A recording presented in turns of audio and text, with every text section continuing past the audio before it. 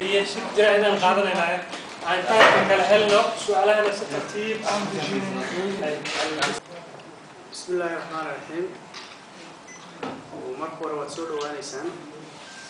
مركو كحكتو حنا سينا وربحين كوبان وربحين تاس مركو ورث وحنا جعلها إن هم كان الوجود بيو dadka Soomaaliyeed oo dagaaladii shalay dhacay ku geeriyooday iyo kuwii ku dhaawacmay kuwii ku dhintay waxaan u rajaynayaa in Ilaahay uu jannada ka waraabiyo kuwii ku dhaawacmayna waxaan Ilaahay uga baryaynaa in uu Ilaahay caafimaad siiyo midda labaad waxa weeyaan waxaan jecelahay inaan meeshan ayagana mahadnaqan uga soo celiyo dadka Soomaaliyeed oo shacbiga ah iyo ciidanka qalabka sida oo Soomaaliyeed oo barnaamijkan nabadeynta ka falgaleen waxaan jecelahay oo iyagu naftooda u huray in wadankooda ay ka difaacaan in uu ku dhaco mar kale gacan shisheeye waxaan jecelahay halkan inaan mahadnaq uga soo gudbiyo tan saddexaad waxaan jecelahay inaan ayadana mahadnaq u celiyo taakulayntii siyaasadeed oo ay gaadheen ururka IGAD kadibna ay gaadheen midowga Afrika oo ku saabsan in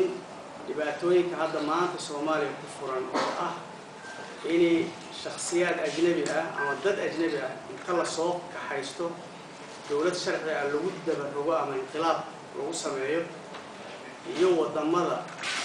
iyaguna markaa taakuleynaya oo baakinka oo amaartay dadka ayaga ah go'aanada ay ka soo saareen oo ay ka qaateen ayadana waxaan rabnaa in aanu mahadnaqan uga xilino waxaa kale oo aan jeclahay inaan ayadana warbixin ku siiyo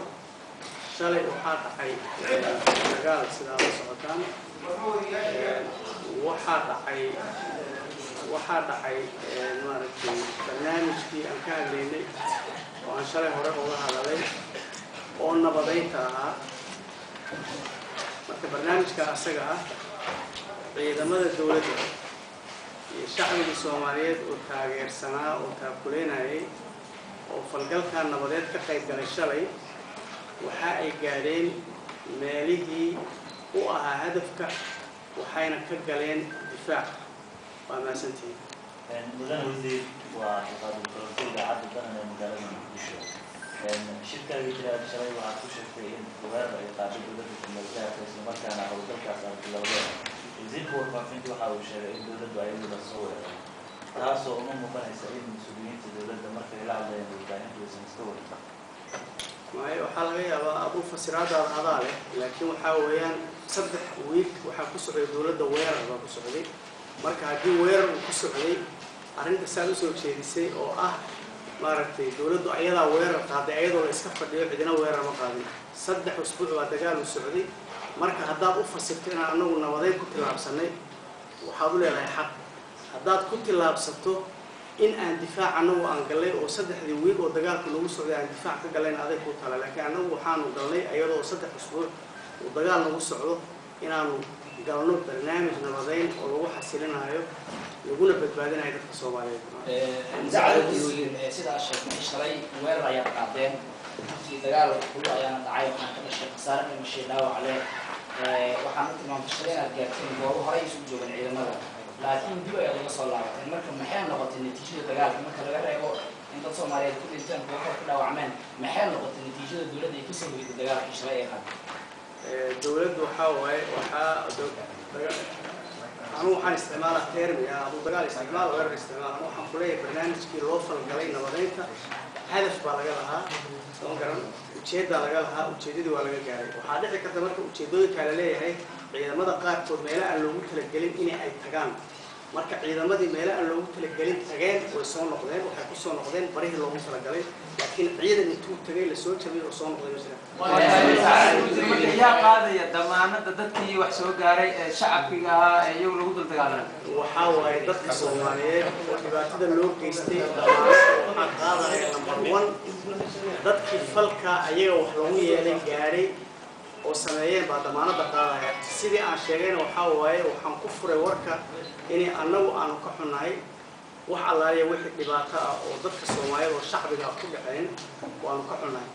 waxaana weeyaan intii muddo ah waxa ku socday dadka Soomaaliyeed iyo dawladda Soomaaliyeed labadaba weerar oo dil ya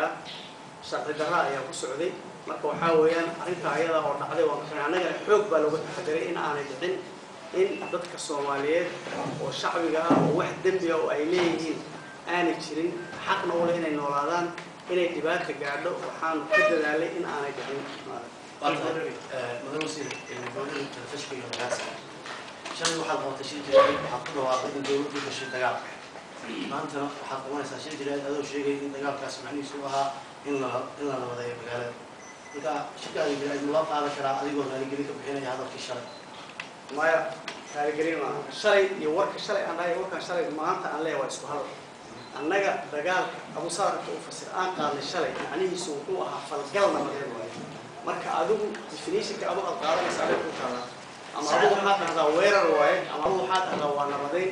waxa dhacay falgal military baa dhacay falgalka military-na wuxuu ku saleysnaa in la sugo nabadgelyada dadka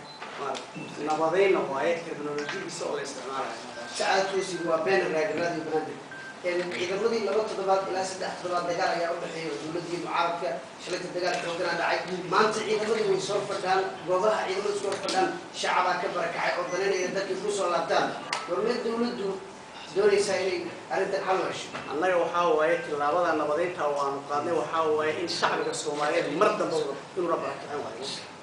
shacbiga Soomaaliyeed inuu ku noolaado nabad waaye annaga barnaamijkan waxaan u galay dadka Soomaaliyeed la barakiciyana mana rabno mana barakiciyana cid allaah iyo cid kasta oo isku dayda in ay barakicisana annagu waa ka soo jeednaa dadka hadda ma salay qaadeen بس عيسو أسد عيسو هاي قبلين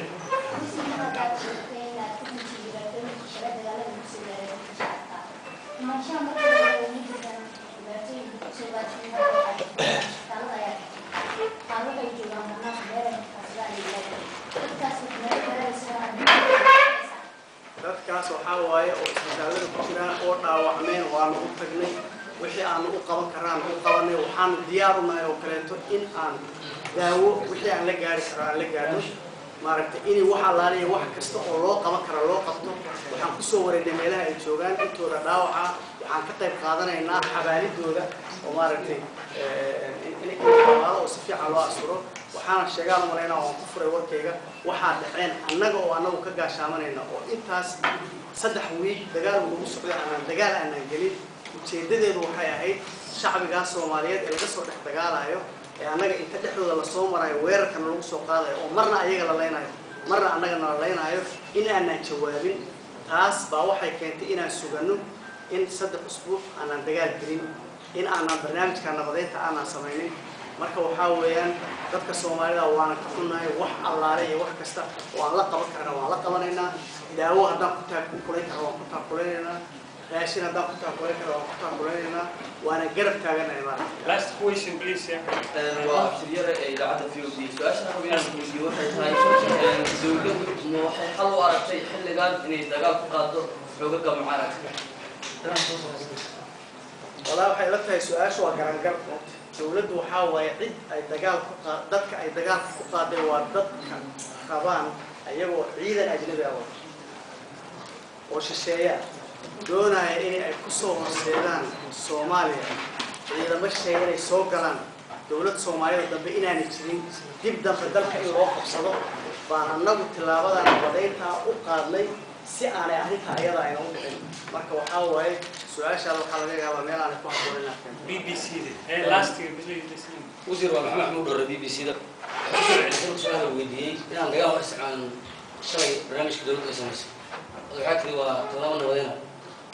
لكن ميل نبض هيد ولا دجنا أي ساكن دجنين يشلي ولا برك عين جد شقينا إلى شقينا نبض سوت خانة وزير nabadda waxaan u aqaanaa in aan dagaalka badin dagaal uu dhaxay حكم ولا دين حكم ولا fasiraada adag ku taala please وزير وزير قول